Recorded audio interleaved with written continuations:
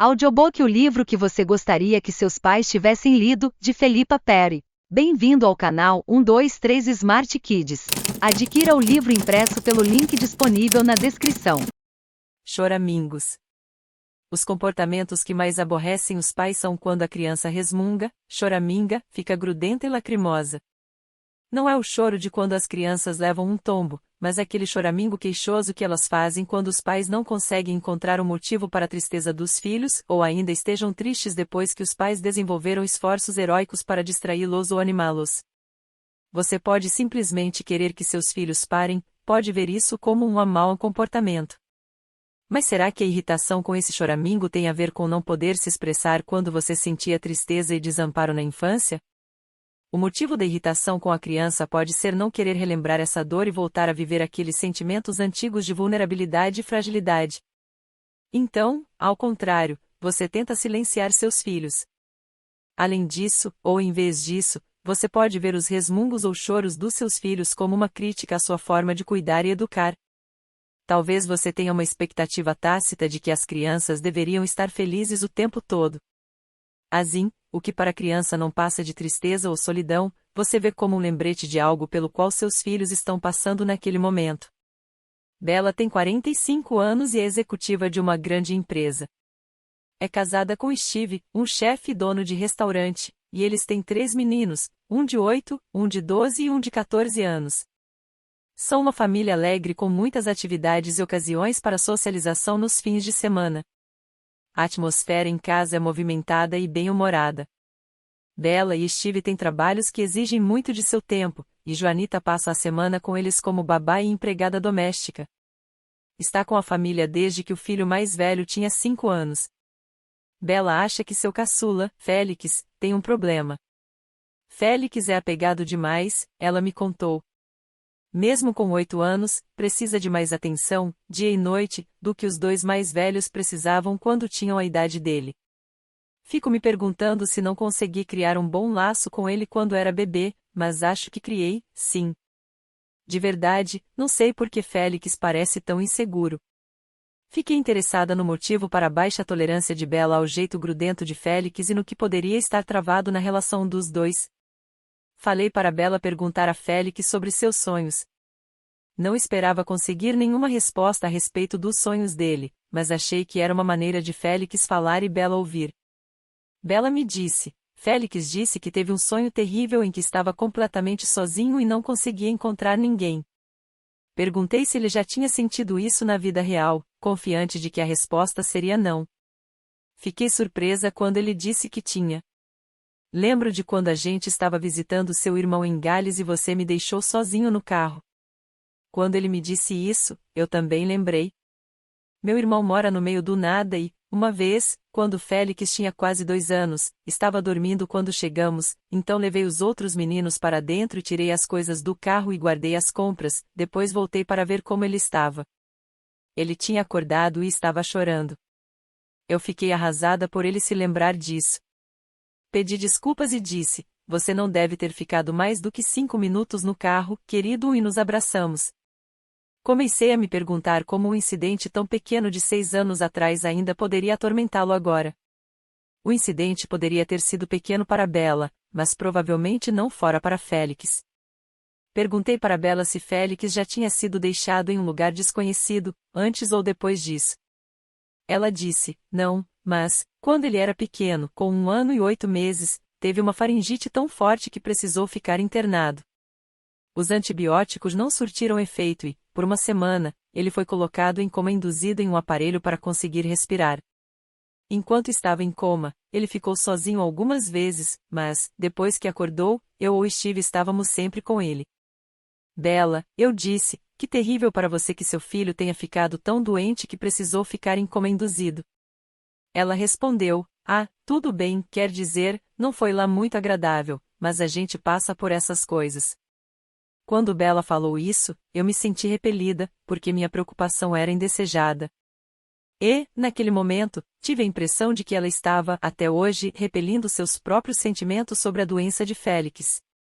Fiquei chocada e comovida, imaginando como deve ter sido para o menininho ficar tão doente como deve ter sido para seus pais.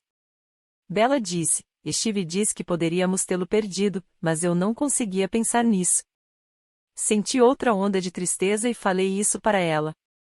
Quando a encarei, notei que ela também tinha lágrimas nos olhos. Eu disse, deve ser por isso que Félix é tão apegado, porque teve de se apegar à vida. Embora pudesse não saber conscientemente quando estava em coma, é possível que ele soubesse em outro nível, o que talvez explique o sonho de estar sozinho. Fosse esse o motivo ou não, fez sentido para Bella, e a ajudou a entender o comportamento de Félix. E, por consequência, isso tornou mais fácil para ela sentir empatia em relação ao filho. Outra coisa que pode ter acontecido é que Bella enfim deixou que viessem à tona o medo e a tristeza sobre perder Félix que havia reprimido por tanto tempo. É completamente normal querer esconder nossos sentimentos difíceis, mas com isso corremos o risco de nos tornar insensíveis aos sentimentos difíceis dos outros, inclusive de nossos filhos. Todo o tempo em que Bella estava reprimindo os sentimentos sobre a doença de Félix, os sentimentos de Félix a irritaram. Quando Bella finalmente admitiu como foi ter quase perdido Félix, isso não a deixou no chão, como ela temia. Antes, eu sempre pensei que era culpa de Félix ser tão apegado. Eu pensava, se os irmãos dele estavam bem, por que ele não estaria? Percebo agora que não podemos culpar ninguém por seus sentimentos. Depois que conversamos, foi Bella quem teve um sonho, na verdade, um pesadelo. Ela sonhou que duas de suas sobrinhas e Félix foram nadar no mar e começaram a se afogar. As meninas foram salvas, mas Félix se foi. Bella acordou assustada, chorando e perturbada, e foi dar uma olhada em Félix, que estava dormindo tranquilamente. A ironia disso a surpreendeu, normalmente era Félix quem entrava no quarto dos pais.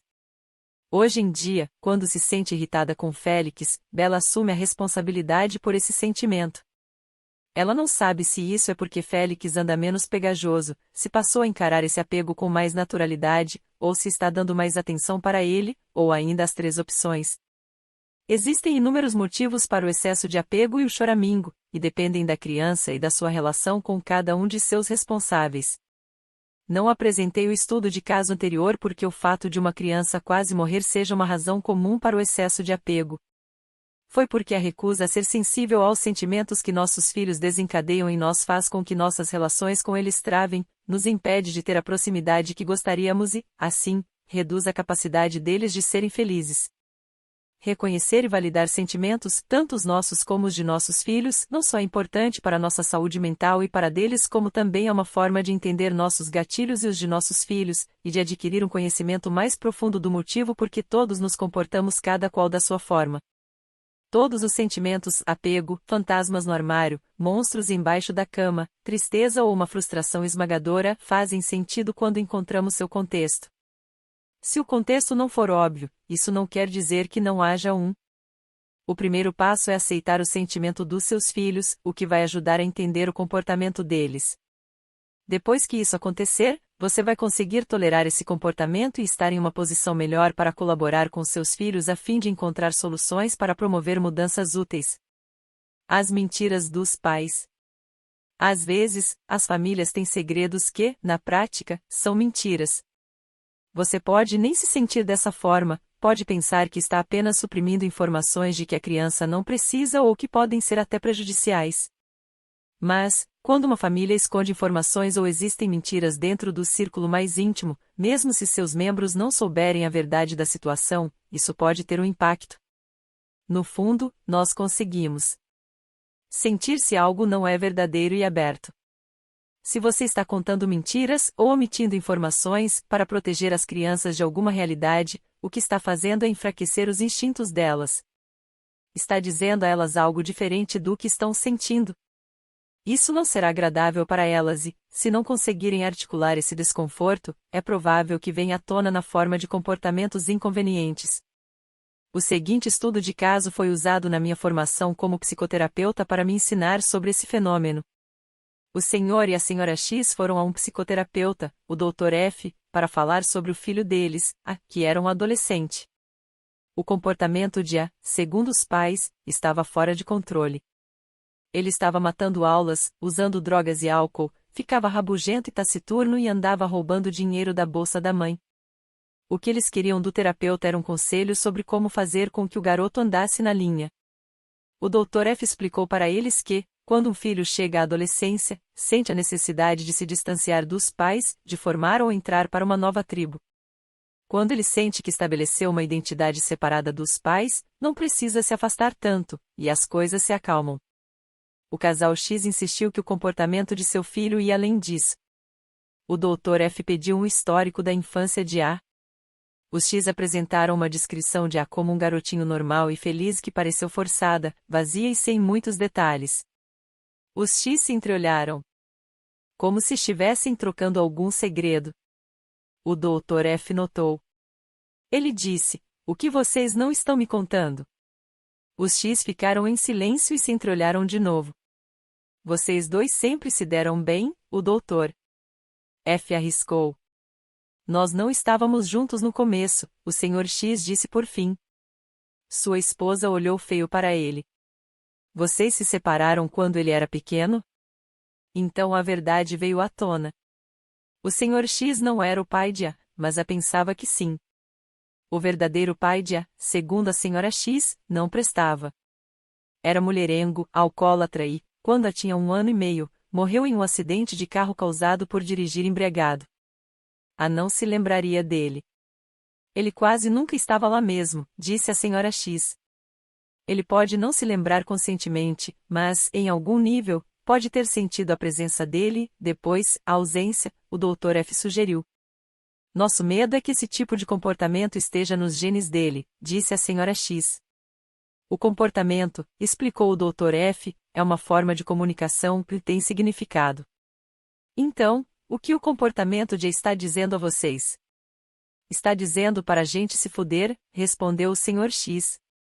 "Vocês contaram uma mentira uma mentira enorme. Ele não sabe qual é, mas deve sentir que alguma coisa não se encaixa e isso perturba", disse o Dr. F. "Nós não mentimos, só não contamos para ele", justificaram os X a mentira por omissão, definiu o Dr. F. "Então, o que a gente deve fazer?", perguntaram os X. "Não vou dizer a vocês o que fazer. Mas estou achando que isso pode ser parte do problema." Os X decidiram contar ao filho. Ele ficou furioso. Descobriu que seu pai biológico tinha um irmão. Foi conhecer o tio, começou a se esforçar mais, melhorou na escola e entrou na universidade. Seus pais realizaram seu desejo de que seu filho se comportasse. Bastou que reparassem a ruptura. Isso significou entender a raiva de seu filho, assumindo terem preferido a imagem de uma família perfeita a contar a verdade, reconhecendo o impacto que isso havia tido sobre o garoto, pedindo desculpas e aceitando os sentimentos dele a respeito da história. Nunca descobri se isso aconteceu, pois a história acaba aqui. Com muita frequência, quando fingimos que alguma coisa não está acontecendo ou não aconteceu, mentimos por omissão para nossos filhos. É natural querer protegê-los de sentimentos difíceis, mas o problema não são os sentimentos deles, e sim nosso temor de que virem um problema. Portanto, acredito que seria melhor se eles fossem informados, por exemplo, que os pais estão enfrentando dificuldades, trabalhando para resolvê-las e torcendo que isso aconteça, em vez de manter em segredo. Questões que afetam o mundo dos seus filhos. Se eles ficarem preocupados, você pode tranquilizá-los. Se não contarmos uma notícia muito ruim de uma forma que a criança consiga lidar, ela vai notar a atmosfera de qualquer maneira e pode encontrar explicações ainda piores. Não acredito que se deva mentir para as crianças, nem mesmo por omissão, portanto sou contra esconder más notícias, como a morte de alguém importante na família. Mas a notícia precisa ser dada explicando que, embora nós estejamos nos sentindo tristíssimos agora e nunca vamos esquecer a pessoa, vamos nos acostumar com a perda e a vida vai seguir em frente e voltar a melhorar. Da mesma forma, se um dos pais que até então vivia na casa for embora, isso precisa ser discutido antes de acontecer, e as crianças precisam saber os planos e a rotina proposta de como seu mundo vai continuar existindo, ou seja, ainda ver os pais com uma frequência e uma regularidade previsível. Provavelmente existe uma forma apropriada à idade de comunicar qualquer coisa. Por exemplo, você pode dizer: "Estou doente, vou ao médico e, com um pouco de sorte, vou melhorar. Desculpa se pareço distante. É a preocupação com a minha doença." Isso é melhor do que guardar segredo sobre seu câncer. Caso a criança seja adotada, é melhor contar a ela de uma maneira apropriada a idade desde o começo, para que nunca sofra o choque de descobrir por si só. Não temos como proteger as crianças de perdas e calamidades inevitáveis que a vida lança contra nós e contra elas, mas podemos estar ao seu lado e compartilhar e ajudar a conter seus sentimentos quando, inevitavelmente, as tragédias acontecerem. Todas as crianças precisam da confirmação de que são importantes, de que são queridas e amadas, não apenas com palavras ocasionais, mas com demonstrações de amor, com a maneira como seu rosto se ilumina. Quando as vê, no dar e receber de suas interações, na inclusão delas em sua vida e no prazer de aproveitar a sua companhia e de gostar de estar com elas. É difícil fazer isso plenamente se você estiver escondendo alguma informação que as afete. Elas têm o direito de saber. As mentiras dos filhos. Em uma reunião de boas-vindas na escola de ensino médio da minha filha, a diretora, Margaret Connell, falou sem rodeios para os pais: seus filhos vão mentir para você. Eu pensei, minha filha não vai, temos uma relação ótima. Ela continuou: mesmo se você pensa que sua filha conta tudo para você, ela vai mentir quando estiver na adolescência, e o papel de vocês é não dar tanta importância a isso. Quando perguntei a Margaret sobre isso anos depois, ela me disse: todo mundo mente. De todas as coisas ruins que fazemos, mentir é a mais comum e aquela em que menos pensamos. Mas, por algum motivo, os pais parecem colocar esse pecado acima de todos. Se a criança fez algo que não deveria, talvez algo relativamente trivial, e disser que não, os pais dizem: eu conheço minha filha, ela tem seus defeitos, mas mentir sei que não mentiria. E o problema é que isso encurrala a criança e significa que, qualquer que seja o problema, nunca se chega à sua raiz. Todas as crianças mentem, todos os adultos mentem também. É ótimo quando não mentimos porque isso nos dá a chance de estabelecer um diálogo de verdade e uma intimidade real. Mas todos fazemos isso e não deveríamos tratar nossos filhos como grandes pecadores quando fazem isso também. Afinal, damos muitas mensagens contraditórias aos nossos filhos sobre mentiras e quando são aceitáveis em nossa cultura. Falamos para não mentirem, mas também dizemos para agradecerem o cachecol feio que a vovó tricotou para eles no Natal pelo 3º ano seguido. Se pararmos para pensar, as crianças precisam aprender uma lição complicada sobre quando é apropriado mentir. Os filhos veem os pais contar mentiras o tempo todo. Ouvem, por exemplo, a mãe pedir ao marido que fale aos colegas que ela não pode ir à festa do trabalho dele, sendo que a resposta correta é que ela não quer ir. Não existem motivos para seus filhos acreditarem que os pais nunca mentiriam para eles se os veem se comportando dessa forma, revelando-se capazes de persuadir outras pessoas de que a verdade é diferente do que é. Se você pensar sobre mentiras, é algo notável para uma criança fazer. Primeiro, ela tem de conceber uma realidade alternativa e dizer: isso aconteceu. Depois, precisa manter isso em mente junto com o que de fato ocorrer. Além disso, deve distinguir entre as duas para mentir direito e então, esta é a parte mais inteligente, precisa levar em consideração o que o outro está pensando e o que pode saber. Uma criança de colo pode praticar algum comportamento desonesto, como dar para o cachorro alguma comida que não quer, mas só começa a mentir dessa forma como descrevi por volta dos 4 anos. A partir daí, sente que ganhou um novo superpoder. Uau, posso inventar coisas e as pessoas vão acreditar em mim. Isso é incrível. Com muita frequência, as crianças mentem porque os adultos em sua vida julgariam mal e se irritariam com a verdade. Algumas são mentiras para não se meter em encrencas, outras mentiras de faz de conta ou para agradar os adultos ou fazer os outros se sentirem bem. Às vezes as crianças contam uma mentira para revelar uma verdade emocional. Quando perguntam o que há de errado e elas não sabem explicar, inventam uma narrativa que corresponda a seus sentimentos. Um dia na creche, quando Flu tinha 3 anos, ela não parecia animada como de costume. A professora perguntou a ela se havia algum problema. Ela respondeu: meu peixinho dourado morreu. Na hora da saída, a professora comentou essa conversa comigo, e eu disse: nós nunca tivemos um peixinho. Ao pensar nisso, me dei conta de que ela estava contando uma verdade de outra forma. Uma tia minha muito querida havia falecido, e eu naturalmente estava triste com isso. Flu deve ter me visto chorar, posso não ter me interessado tanto por aquilo em que ela estava concentrada, talvez eu não tenha ouvido quando ela falou comigo, e, de modo geral, embora estivesse por perto, eu não estava tão presente e disponível para ela. Talvez ela tenha equiparado a falta que sentia do meu comportamento normal ao valor de um peixinho dourado?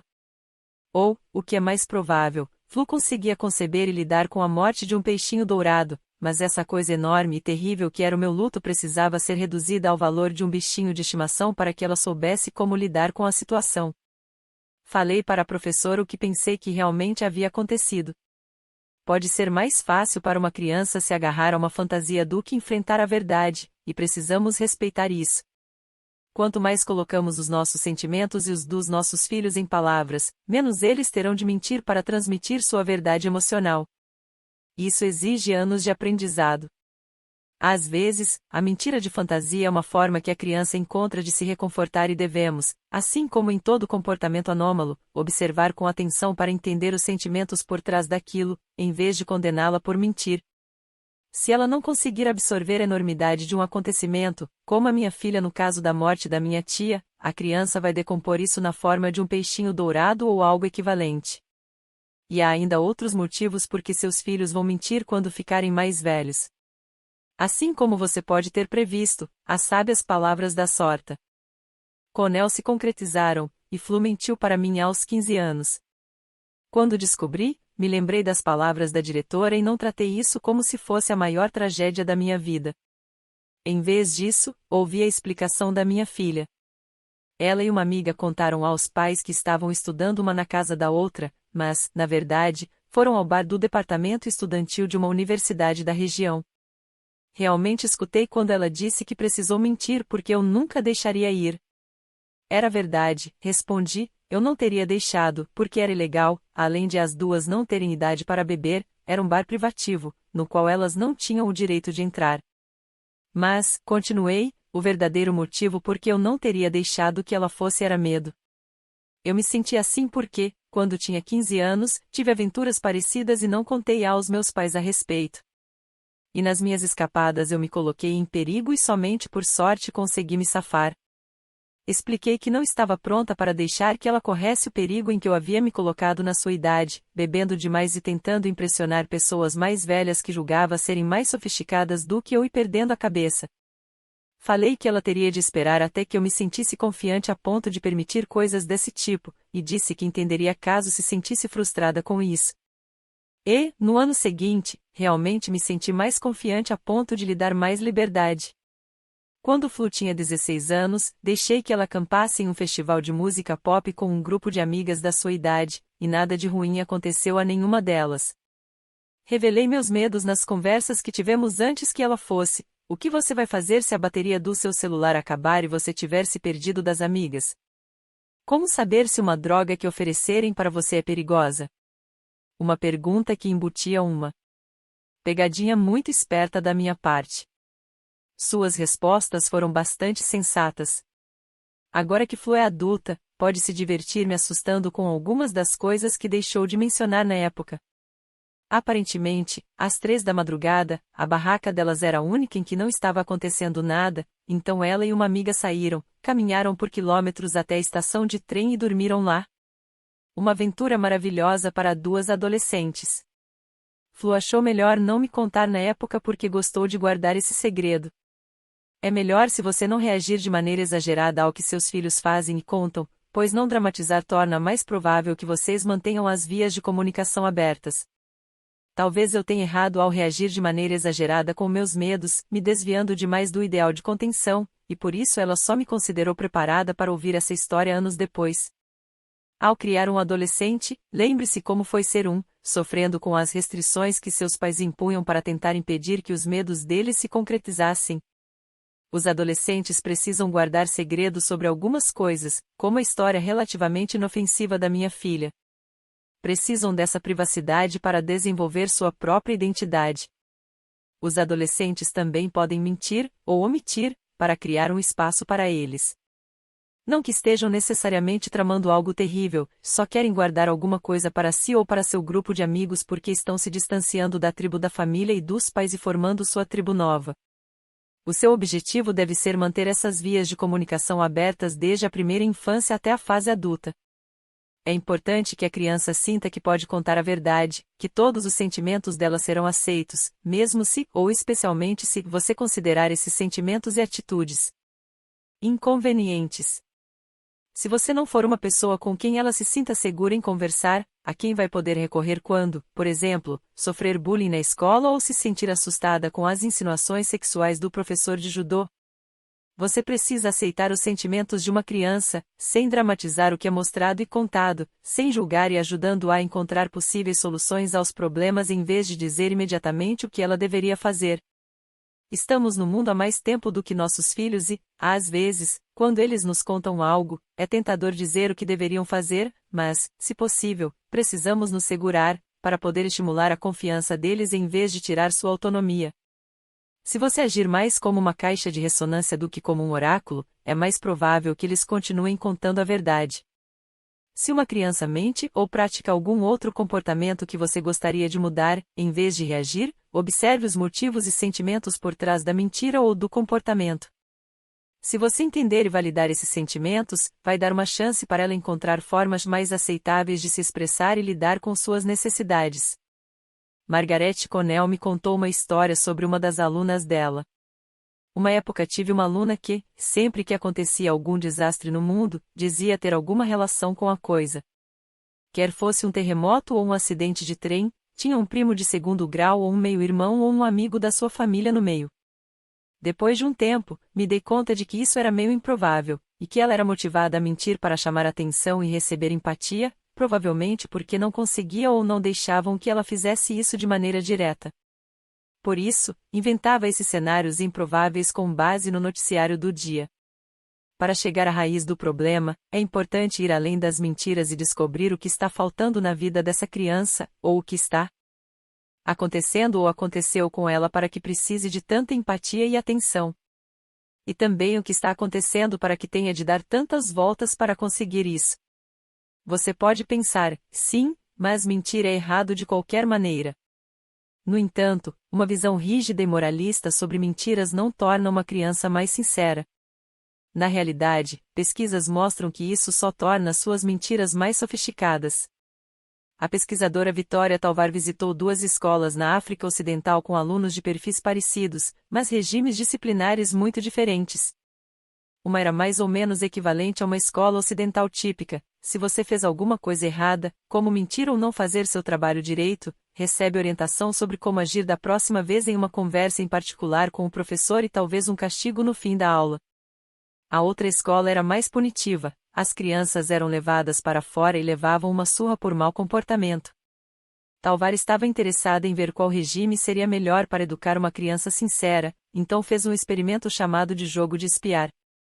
Ela chamava uma criança para a sala e dizia: "Você vai se sentar ali, olhando para a parede.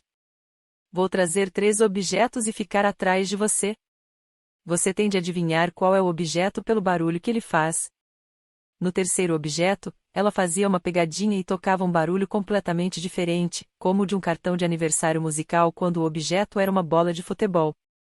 Antes de perguntar a resposta da criança, ela dizia: "Vou precisar dar uma saidinha rápida." Não olha para trás. Quando voltava, ela dizia: "Você não espiou, espiou." As crianças sempre respondiam: "Não." Depois ela perguntava: "Qual era o terceiro objeto?" Quase todas as crianças diziam: "É uma bola de futebol." Porque elas tinham espiado. Quase todas tinham. Talvar então perguntava: "Como você sabe disso? Você espiou?" E, nesse momento, ela conseguia medir o quanto e com que eficiência as crianças mentiam.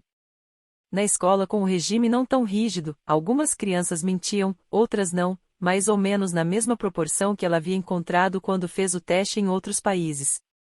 Mas os alunos na escola com o regime punitivo eram todos rapidíssimos em inventar mentiras, e todos eram muito convincentes.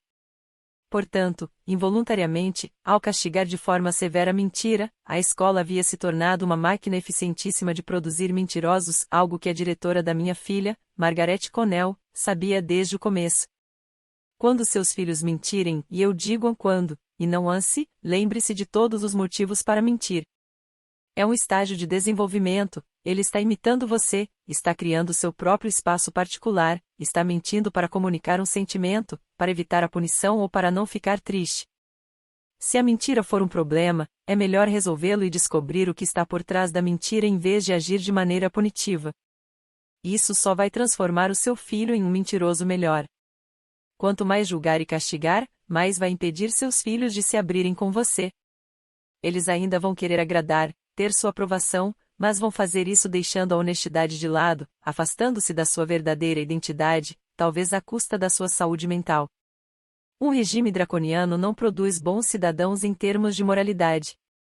Tampouco tende a promover uma relação mutuamente gratificante com você, o que, por sua vez, pode prejudicar a capacidade deles de formar relações sustentáveis e satisfatórias na vida.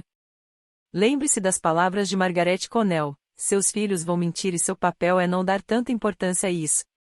Limites. Defina sua perspectiva, não a dos seus filhos. As crianças, assim como todos nós, precisam de amor e limites, não um ou outro. Limites são importantes para qualquer relação. Um limite é uma linha metafórica que você não permite que a outra pessoa ultrapasse. Além dessa linha está o fim da sua paciência e, caso alguém atravesse, você perde a calma e não consegue mais lidar com a sua frustração. Por isso que é bom definir um limite antes do fim da sua paciência. Um exemplo de um limite é dizer algo como: não vou deixar que você brinque com as minhas chaves, e levar as chaves embora. O limite é afirmado com calma, mas também com firmeza. Quando você perde a paciência, não tem esse controle e pode reagir de uma forma que assuste a criança, talvez arrancando a chave da mão dela e gritando. Às vezes, os pais acham difícil impor limites, por exemplo, quando uma criança muito desejada nasce depois de vários abortos naturais, uma fertilização in vitro ou até, em algumas circunstâncias trágicas, da morte de outro filho. Os pais podem ficar tão cegos de amor por esse milagre que perdem de vista seus próprios limites e veneram sua prole como se fosse um deus. Sem limites, seus filhos não vão descobrir até onde vai a sua paciência ou a dos outros e, se você crescer acreditando que é todo-poderoso, pode ir além de uma autoestima saudável e chegar à autoilusão. Todos precisamos de limites para termos algum tipo de estrutura que nos apoie em nossa vida e, dessa forma, possamos aprender a viver juntos, e as crianças não são uma exceção. Crie o hábito de definir um limite descrevendo o seu ponto de vista, e não o da criança, como a não posso deixar você ficar com a minha chave em vez de já falei que você não é confiável a ponto de poder ficar com as chaves. Mesmo se você tem um bebê que não consegue entender palavras ainda, definir as situações dessa maneira é um bom hábito. Mais tarde, quando depois você estiver impondo um limite para um adolescente, ele vai aceitar melhor algo como: é preciso que você volte antes das 10 para nós não ficarmos preocupados do que você é moleque demais para ficar na rua depois das 10. O texto a seguir vem de um e-mail de uma amiga com quem eu tinha acabado de compartilhar minha teoria de definir a nós mesmos, e não aos nossos filhos. Noite dessas, em vez de dizer vai escovar os dentes. Vai escovar agora. Já falei 4 vezes, não vou falar de novo, vou tirar sua hora de computador se não for escovar agora, e assim por diante. Eu disse: estou muito cansada hoje e estou ficando muito, muito cansada de ouvir minha própria voz enchendo sua paciência sobre escovar os dentes. Você pode ir, por favor? E ele foi. Eu amo aquele menino. Você quer que seus limites sejam efetivos, então não faça ameaças vazias. Antes que se comprove que a ameaça é vazia, é uma situação assustadora demais e, portanto, capaz de quebrar o processo de raciocínio de uma criança, em vez de ajudá-la a aprender a respeitar. E, depois que ela descobrir que suas ameaças podem não ser cumpridas, não vai conseguir levar você a sério. Portanto, cumpra o que diz, não ceda e não devolva as chaves, ou seja lá o que for. Isso pode causar um acesso de choro, mas é possível agir de maneira empática com a frustração da criança e continuar com a sua chave e o seu limite. Com bebês e crianças pequenas, os limites são definidos pegando a criança no colo e tirando-a de perto daquilo que você não quer que ela faça ou atrapalhe.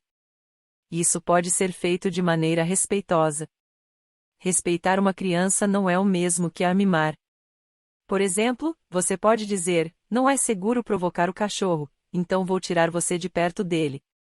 Mesmo que a criança não tiver aprendido a falar ainda, falando com um tom firme e gentil e a removendo fisicamente do que estava fazendo, você vai ensiná-lo a pouco que desaprova aquela conduta.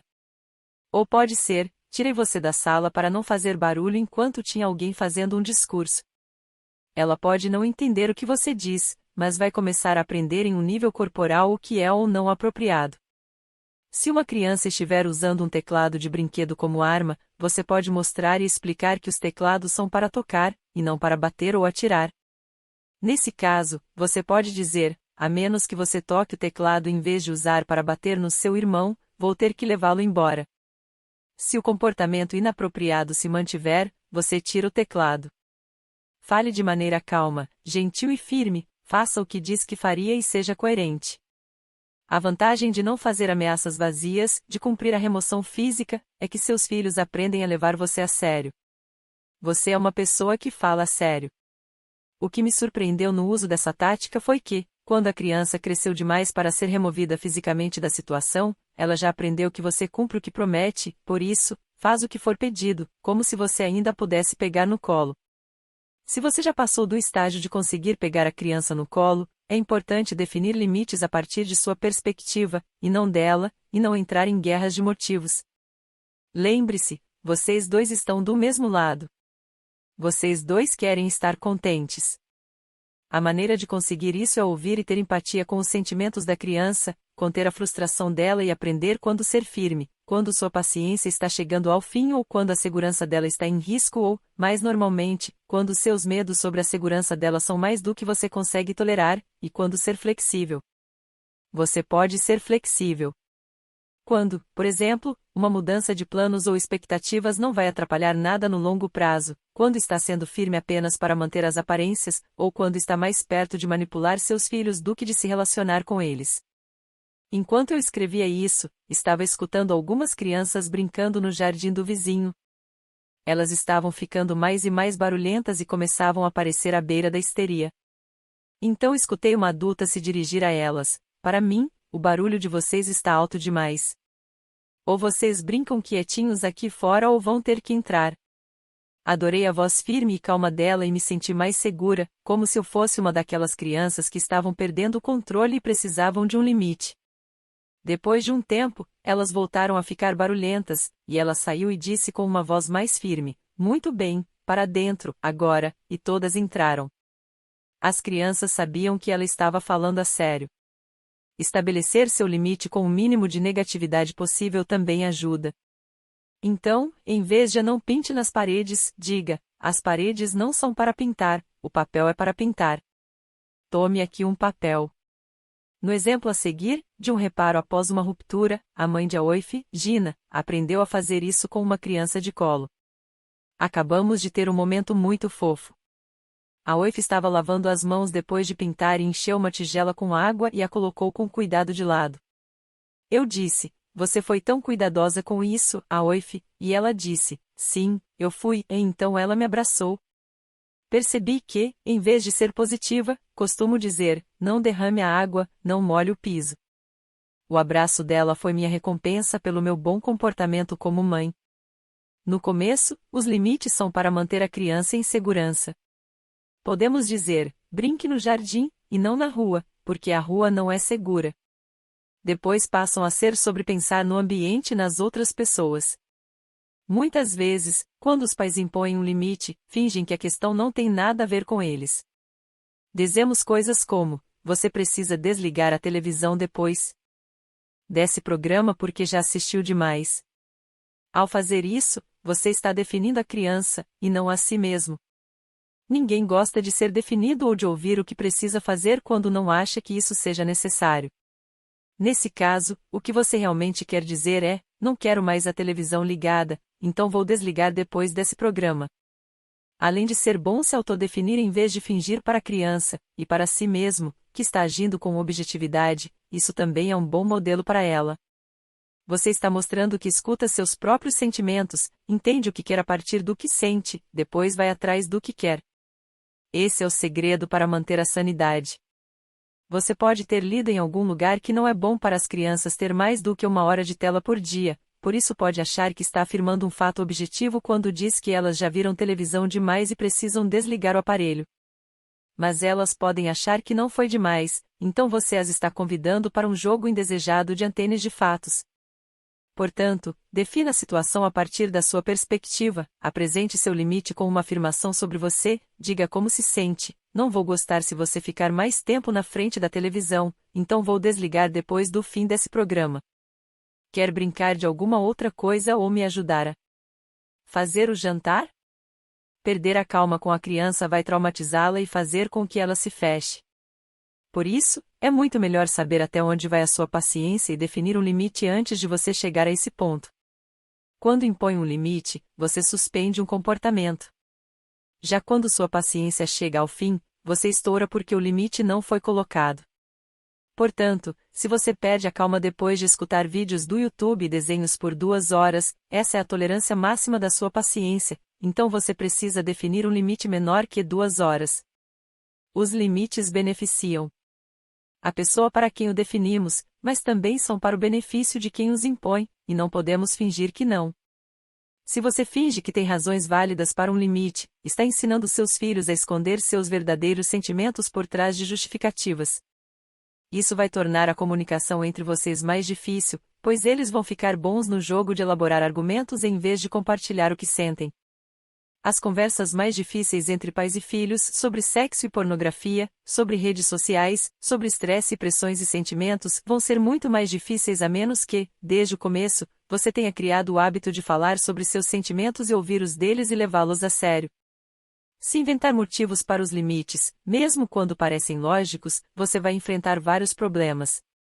Mas o papai me deixa ficar acordado até às 8 e você diz que preciso dormir às 7:30? Quem tem razão? A criança vai se perguntar. A verdade nessa situação pode ser: o papai não liga se você ficar acordada até às 8, mas eu sim. E agora quero você na cama às 7:30 porque tem um programa que quero ver às 8 sem ser perturbada. Devemos ser honestos com os nossos filhos, e isso significa compartilhar nossos sentimentos com eles, e não fingir que não temos nenhum. Nossos sentimentos e preferências pessoais inevitavelmente interferem em uma decisão como a hora em que eles devem ir para a cama, e não devemos fingir que não. Do mesmo modo, as crianças podem ficar com raiva se as regras parecerem mesquinhas. Em uma família, o filho mais velho era autista. Ele precisava saber o que iria acontecer e quando, e tudo tinha de acontecer naquela hora e ser igual todos os dias. Os pais criaram os 2 filhos seguintes com a mesma rotina e as mesmas regras porque achavam que seria injusto se dessem aos mais novos uma flexibilidade que o mais velho não teve. John precisava dormir às 8 quando tinha 12 anos, então você também precisa dormir às 8, eles diziam. Se você for inflexível e se recusar a ver cada criança como um indivíduo, elas vão pouco a pouco começar a acumular rancor contra você e contra o irmão. E rancor é garantia de problemas futuros.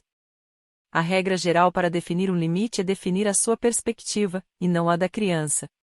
Por exemplo, suponha que seu filho está tocando uma música muito alta e está atrapalhando você. Ele está concentrando e se divertindo. Você, por outro lado, está começando a ficar com raiva. Em outras palavras, está chegando ao fim da sua paciência. Defina a sua perspectiva, descrevendo como se sente, em vez de definir a do seu filho. Diga: estou achando sua música alta demais. Gostaria que você baixasse o volume, por favor, em vez de essa música está muito alta, baixe o volume, por favor. Meus pais nunca diziam como estavam se sentindo quando me davam ordens ou impunham limites, e lembro que isso era frustrante.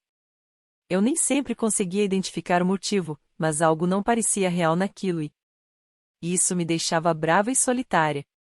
Decidi que, quando eu tivesse filhos, faria as coisas de um jeito diferente. Seria honesta. Falaria a verdade. Não que não fosse um risco admitir meu egoísmo quando eu contasse para minha filha que estava com frio e entediada e que por isso queria ir embora do parquinho, mas deu certo. Com o meu exemplo de dizer como eu me sentia e o que queria, minha filha aprendeu a fazer o mesmo. E não entramos em guerras de motivos. O que é uma guerra de motivos? É quando você joga o tênis de fatos e finge que os sentimentos não interferem nem um pouco em uma decisão, até que a situação se transforma em uma guerra ou um impasse. Por exemplo, adulto, a gente precisa ir porque tenho de fazer o almoço. Criança, não precisa. A gente pode comer o que sobrou de ontem. Adulto, está na hora de ir para casa almoçar de qualquer maneira. Criança, eu não estou com fome, e tem maçãs na mochila se quiser. Adulto, você precisa almoçar direito e vamos para casa e ponto. Criança, boa. Se você sempre se envolve em batalhas como essa, é porque ensinou aos seus filhos as regras do tênis de fatos. Você pode pensar que é melhor ou que soa menos egoísta dar um motivo que envolva a criança, está na hora de você almoçar, mas, se esse não for o verdadeiro motivo para querer ir embora do parquinho, por exemplo, o verdadeiro motivo é que você quer almoçar, abre-se espaço demais para ela argumentar. Não há como discutir que você quer almoço. A maneira como saímos de guerras de motivos é descrever como você se sente e dizer o que quer. É mais fácil negociar quando todos compartilham seus sentimentos em vez de fingir que tudo tem um motivo. Então, tente a seguinte abordagem. Adulto, precisamos ir agora porque quero almoçar. Criança, não quero ir. Adulto, sinto muito que você não queira ir, mas vou ficar de mau humor se não almoçar. Vou dar mais 2 minutos para você terminar sua brincadeira e depois vamos embora. E depois cumpra o que disse. Lembro de ter uma surpresa muito agradável um dia quando eu disse para minha filha que estava ficando com frio e entediada no parquinho, então sairíamos em 5 minutos, e ela facilitou as coisas para mim, dizendo, podemos sair em 2 se quiser. Uma criança que é respeitada sendo ouvida e tendo seus sentimentos levados a sério tem menos inclinação a agir por frustração e é mais propensa a querer se dar bem com você e ter empatia. Uma criança que não é muito escutada será mais exigente. Com crianças muito pequenas, são necessários muitos anos até elas conseguirem se articular claramente, então você vai precisar ouvir por meio da observação. Aqui vai um estudo de caso para exemplificar o que quero dizer. Meu filho, Paul, de 6 anos, tem dificuldades de fala e linguagem provavelmente relacionadas a autismo, mas ainda não tivemos um diagnóstico formal. Quando ele era menor, a casa às vezes parecia uma zona de guerra. Depois que eu e minha mulher começamos a tentar entender a vida da perspectiva dele, a vida de todos nós melhorou. Precisamos dedicar muito tempo e esforço observando e escutando para aprender com ele. Ele nos ensinou a ser pacientes. Aprendemos sobre quando podemos estimulá-lo a ir um pouco além e quando recuar. Também temos uma filha, que é 2 anos mais velha do que ele. Como ela é mais parecida conosco na maneira como age, não tivemos de quebrar tanto a cabeça. Mas, enquanto aprendíamos com nosso filho, começamos a observar e escutar melhor nossa filha também. Embora ela sempre fosse muito agradável, notamos que, à medida que começamos a ser mais atenciosos, ela começou a ser mais atenciosa conosco também. Definir limites com crianças mais velhas e adolescentes. Quando eu era um garoto de 14 anos, meu pai era tão ignorante que eu mal conseguia suportar ficar perto dele. Mas, quando completei 21, fiquei estarrecido com o quanto velho havia aprendido naqueles 7 anos. Mark Twain. Impor limites para adolescentes pode ser muito mais difícil do que foi quando seus filhos eram mais novos. No entanto, é mais fácil se você tiver o hábito de descrever a sua perspectiva em vez de definir a dos seus filhos. Mas, caso não tenha, nunca é tarde demais para começar. Quando meu filho Ethan se tornou adolescente, as coisas ficaram sérias. Ele havia tido alguns problemas na escola antes, nada fora do comum. Mas, quando tinha por volta de 16 anos, as coisas ficaram feias. Um dia me ligaram para buscá-lo na delegacia porque tinha se envolvido em um roubo no supermercado.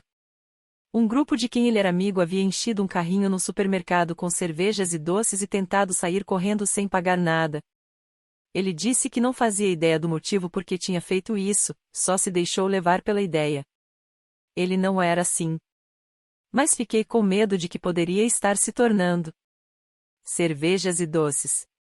Esse é um retrato da situação do adolescente, no meio do caminho entre a infância e a fase adulta. Como ele vai conseguir lidar com isso? Você se lembra de como as coisas eram confusas na sua adolescência? E como vamos lidar com isso no papel de pais? Você pode falar sobre como esse comportamento faz você se sentir. Decepção é uma palavra muito usada pelos pais quando o filho chega a esse estágio. É mais marcante para os filhos quando um pai ou uma mãe relata esse sentimento do que quando tenta descrever o adolescente dizendo, por exemplo, você está se comportando como um idiota.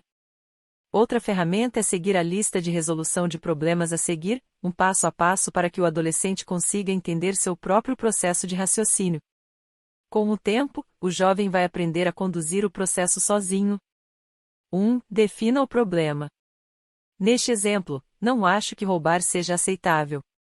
Vamos ter que entender por que isso aconteceu e encontrar um jeito para que nunca aconteça novamente. Morri de vergonha quando tive de buscar você na delegacia. 2. Encontre os sentimentos por trás do problema.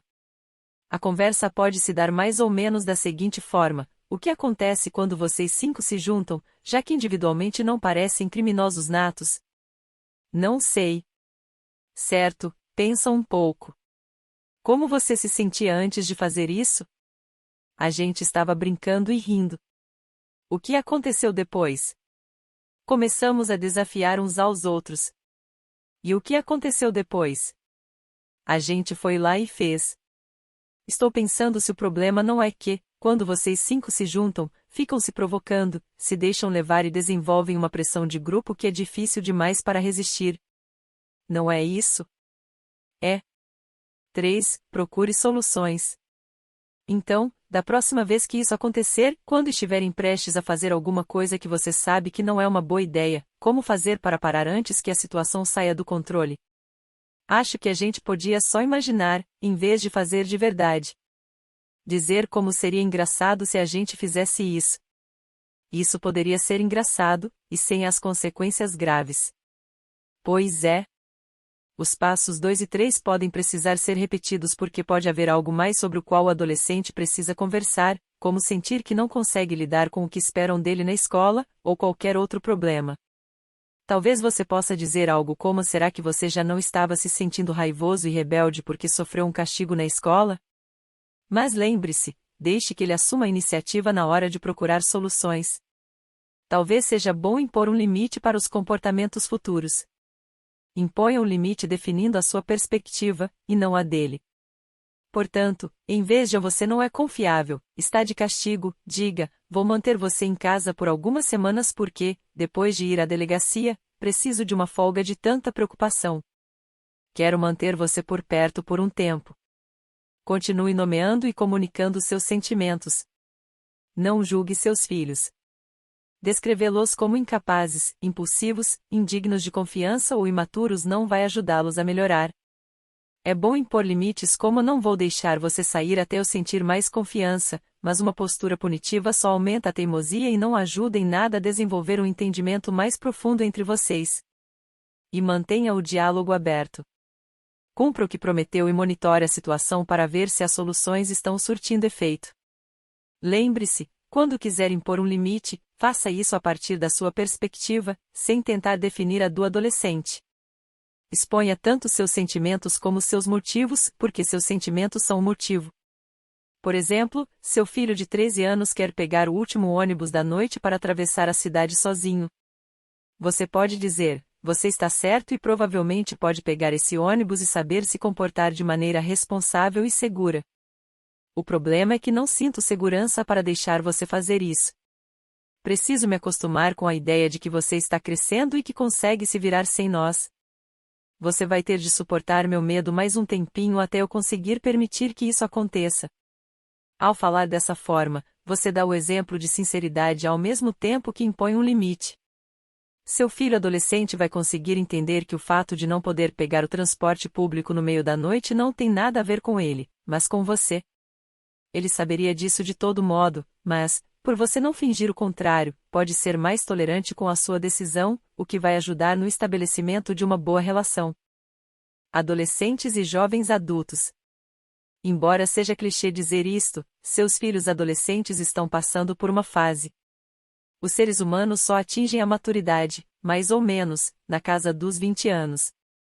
Até lá, somos mais propensos a cometer erros na hora de correr riscos e tomar decisões. Acredita-se que isso seja porque nossos lóbulos frontais, onde acontece boa parte do nosso raciocínio, ainda não estabeleceram conexões rápidas com outras partes do cérebro. Ao mesmo tempo, porém, nossa capacidade de entusiasmo está chegando a um ápice singular na vida. Os adolescentes parecem sentir as coisas de maneira mais profunda e absoluta do que crianças ou adultos.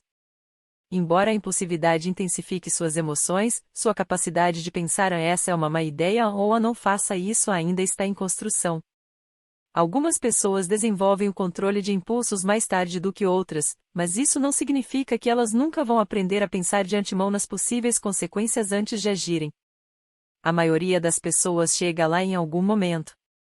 Assim como no estágio porque seus filhos passaram quando eram crianças de colo para descobrir a própria autonomia, os adolescentes precisam de amor e limites, além de uma forte dose de otimismo dos pais de que eles vão ser capazes de dominar suas emoções e sua impulsividade.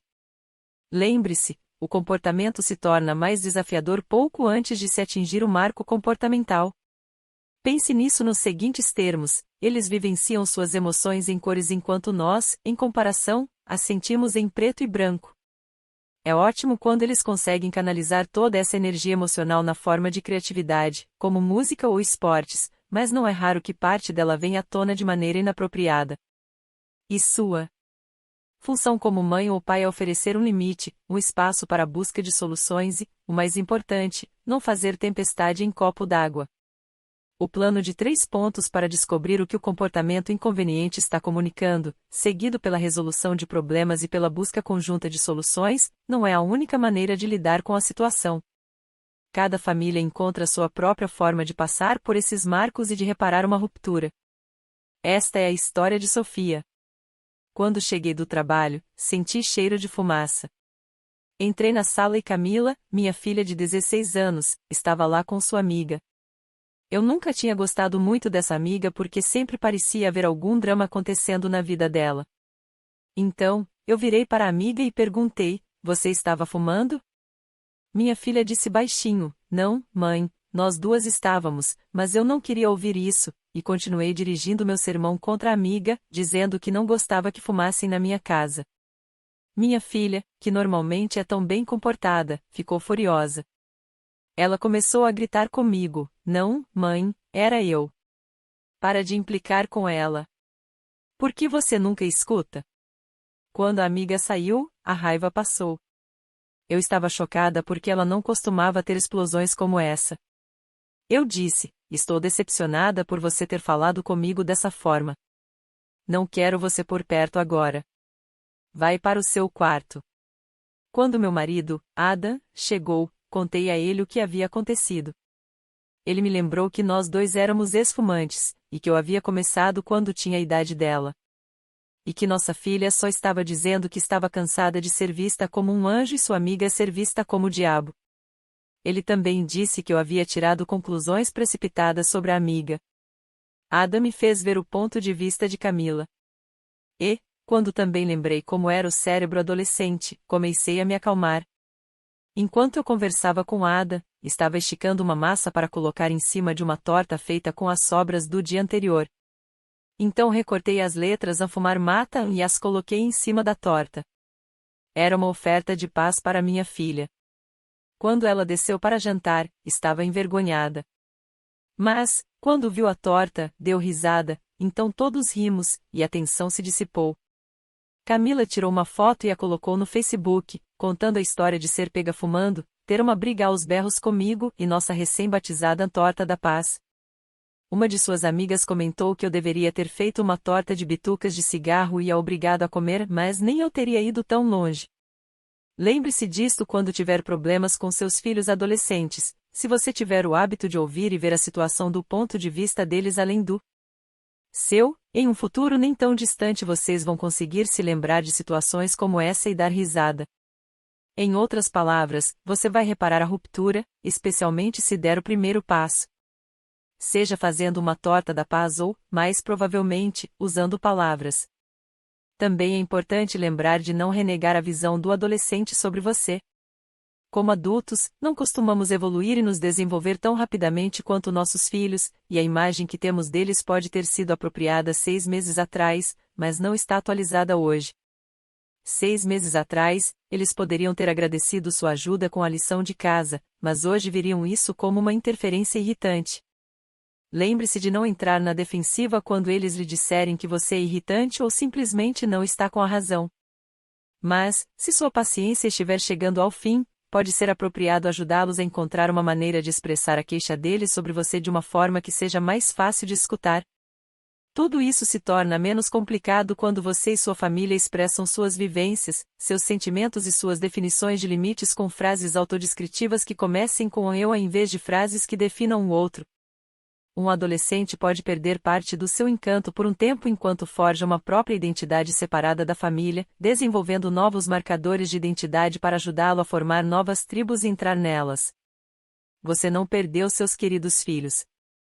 A partir do momento em que eles se sentirem seguros em seus novos grupos de amigos no ensino médio e, mais tarde, na universidade, a necessidade de se afastar de você vai diminuir, e as melhores características deles vão reaparecer.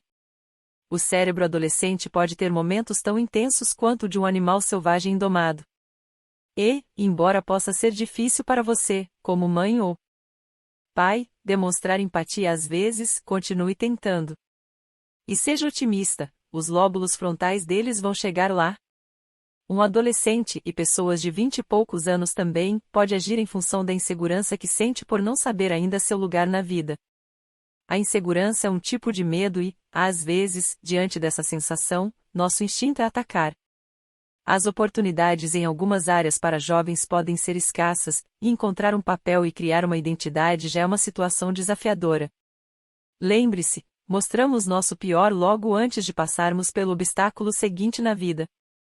Os jovens adultos precisam de compreensão e apoio para encontrar seu caminho e, muitas vezes, eles só conseguem articular isso demonstrando sua frustração. É comum esse comportamento acabar se tornando inconveniente para as pessoas ao redor e para a sociedade em geral. Nunca descreva alguém como mal. Em vez disso, ajude seus filhos a conseguir a ajuda de que precisam. Lembre-se, ajudar significa possibilitar que o indivíduo ajude a si mesmo. Quando resgatamos uma pessoa fazendo algo que ela é capaz de fazer sozinha, nós tiramos sua autonomia e podemos fazer com que se sinta ainda pior.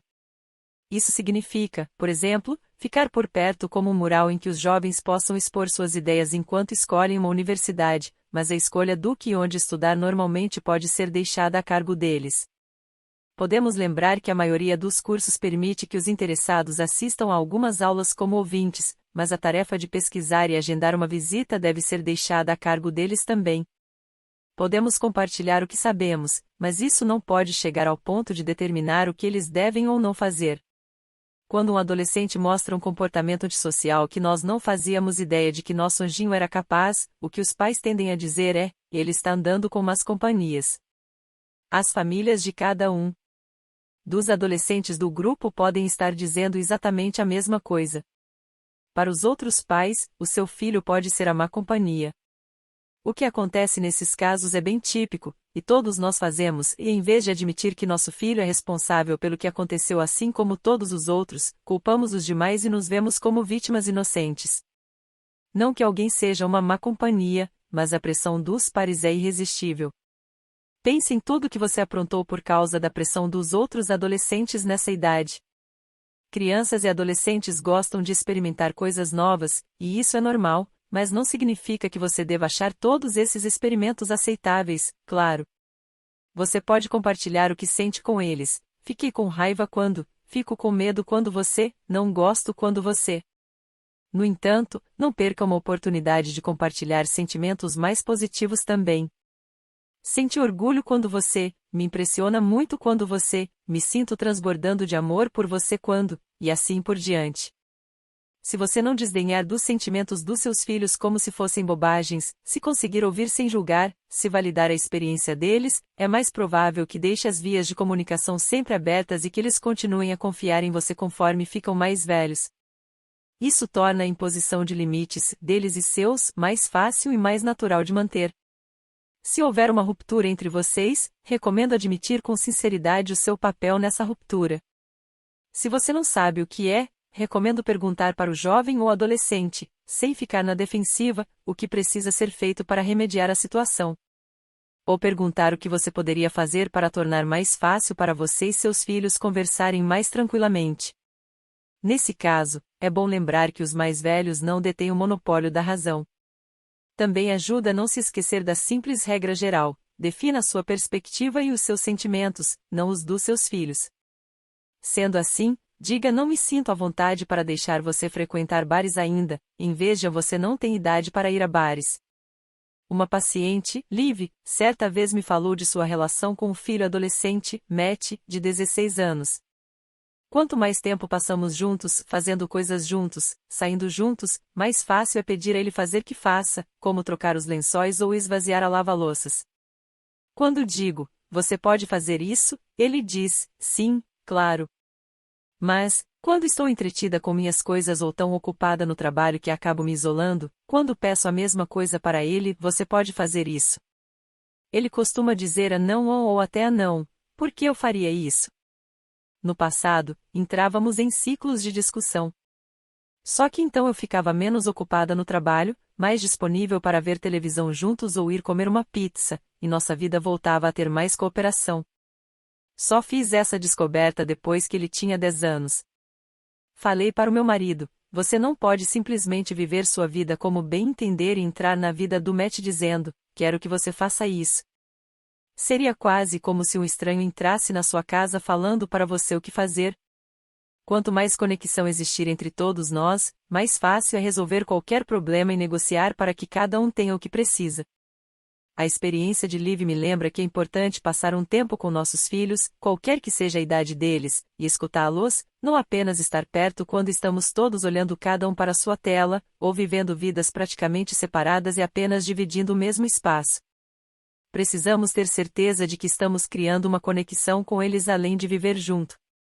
Quando as vias de comunicação estão abertas, as conversas mais complicadas e delicadas que você precisa ter sobre sexo, drogas, bullying, amizades, pornografia e o mundo virtual se tornam mais fáceis. Você pode aprender como essas coisas são vistas pelos seus filhos e pela geração mais nova, e cada um pode compartilhar seus sentimentos e seu conhecimento sobre isso e mudar nesse processo.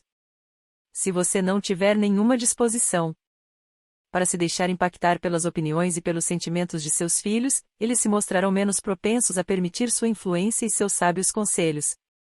Se tentar se lembrar de como era na idade deles, isso pode ajudar você a encontrar um meio-termo com seus filhos, embora examinar sua própria adolescência possa lhe causar um despertar desagradável, como na seguinte citação: na esperança de entender melhor Bron, li os diários que eu mantinha na idade dele.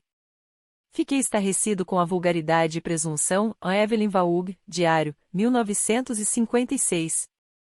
Exercício: máximas para o comportamento. Item: descreva a sua perspectiva em vez de definir a dos seus filhos. Item: não finja que suas decisões são baseadas em fatos quando, na verdade, são baseadas nos seus próprios sentimentos e preferências. Item: lembre-se de que vocês estão do mesmo lado. Item: colabore e procure soluções junto com eles em vez de ditar ordens. Item: a falta de autenticidade causa uma ruptura e você será capaz de reparar isso com sinceridade. Item: e lembre-se, as crianças se comportam como você se comporta com elas. Exercício: adolescente mais velho como inquilino. Se você está tendo dificuldades para saber quais são os limites plausíveis a impor para um adolescente mais velho, imagine que ele é um inquilino que veio morar na sua casa. Você ainda teria regras, mas as definiria a partir da sua perspectiva, e não da dele. Por exemplo, item: eu gostaria que você deixasse suas mochilas no seu quarto, e não no corredor. Item: quero que você chegue antes da meia-noite porque não durmo bem se achar que alguém vai me acordar chegando no meio da madrugada. Item: eu não gosto de pratos com restos de comida no quarto e não vou permitir isso. Item: pode usar a máquina de lavar quando quiser. Se você encarar um filho quase adulto como seu inquilino, pode ser útil conceder parte da distância respeitosa que ele pode estar querendo tanto. Algo que os pais devem ter em mente, para ajudar nossos filhos a entender os 4 pilares do comportamento apropriado: nós mesmos. Precisamos praticá-los. Precisamos tolerar a frustração, ser flexíveis, ter habilidades de resolução de problemas e conseguir ver as coisas da perspectiva do outro. E, finalmente, quando formos todos adultos, ter um filho para mim é mais ou menos assim: num minuto, você está fazendo um progresso muito lento porque as perninhas do seu bebê só conseguem dar passos minúsculos. Depois, por um curto tempo, vão andar ambos no mesmo ritmo, e então você vai precisar correr para alcançá-lo. Essa última parte é a mais longa. É a parte pela qual investimos tanto tempo, carinho, consideração, respeito e amor. É nela que colhemos os benefícios de um estilo de apego seguro, da curiosidade sobre o mundo e da capacidade de saber o que sentimos, de modo que os filhos possam descobrir o que querem e do que precisam na vida e você tenha a satisfação de vê-los correndo atrás disso. Você terá fornecido uma base segura, tanto emocional como prática, de modo que, se eles se perderem no caminho, e quem não se perde de vez em quando, terão um porto seguro para onde voltar em busca de auxílio e conforto.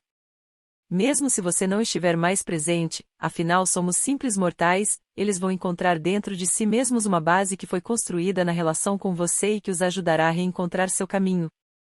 Significa muito para os filhos adultos quando os pais se interessam de maneira não intrusiva por sua vida. Você sempre foi um espelho para seus filhos. Como eles se veem e se sentem em relação a si mesmos vai sempre, em algum grau, ser influenciado pela maneira como você responde a eles, como fica feliz por eles, como se dirige a eles e como se relaciona com eles. Isso não acaba de repente quando eles chegam à idade de votar, quando têm seus próprios filhos ou quando se aposentam, continua. Quando uma mãe de 100 anos sorri de alegria e orgulho pelo filho, mesmo que esse filho já tenha lá seus 75 anos, isso não é irrelevante, tem um efeito, faz diferença. Nosso orgulho por nossos filhos adultos é muito significativo para eles, muitas vezes mais do que a admiração e o elogio dos outros. Não assuma parte do crédito pelos triunfos dos seus filhos, a menos que eles ofereçam a você, porque isso não faz bem para eles, mas também não finja que não representou um papel nos contratempos que tiveram de enfrentar. Nunca é tarde demais para tentar reparar uma ruptura, embora sempre ajude se ambos ainda estiverem vivos. A maneira de fazer isso, como sempre, é observar os sentimentos por trás do seu comportamento e do deles e tentar entendê-los. Se, por exemplo, caso considere uma afronta seu filho adulto dizer que seu novo namorado ou namorada não é a pessoa certa para você, não parta do princípio de que ele está sendo ciumento nem que está sendo grosseiro, mas sim que está agindo motivado por preocupação e amor, e responda isso sem tentar puni-lo por dizer o que pode ser uma verdade inconveniente.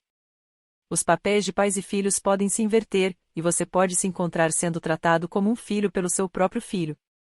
Pode ser útil para nossos filhos adultos saber que podemos ter cometido erros que os levaram a tomar más decisões. E sinto muito se isso parece injusto. Não é justo foi minha primeira ideia de título para este livro, porque os adultos precisam investir muito tempo em seus filhos e, por mais atenciosos que sejamos, educar nunca tem garantias. Um erro que os pais podem cometer depois que imaginam que suas obrigações praticamente acabaram é que às vezes se sentem competitivos em relação aos filhos e, quando se veem diante de uma conquista deles, precisam superá-la ou retrucar com um êxito seu. Veja, por exemplo, a experiência da Julie. Contei para minha mãe que o neto dela estava indo bem na escola e, em vez de ficar feliz por nós, ela simplesmente respondeu falando que minha irmã ia muito bem na escola, o que me magoou, e nem sequer era verdade. Foi como se ela estivesse tentando me superar.